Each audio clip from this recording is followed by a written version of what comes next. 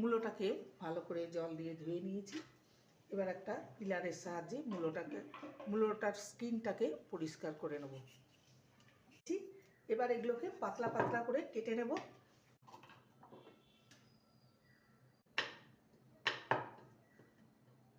সরু লম্বা করে কেটে নিয়েছি। আমি মূলো ঘন্টর জন্য মুগ ডাল ভেজে নেব। মুগ ডালটা ভাজা হয়ে গেছে, এবার এটাকে নামিয়ে নেব। পাতাকে দু টুকরো করে আর একটা গোটা শুকনো লঙ্কা, হাফ টিস্পুন গোটা জিরে, আর দিয়ে দেবো দুটো মিডিয়াম সাইজের আলুকে এরকম ছোটো ছোটো টুকরো করে কেটে নিয়েছি।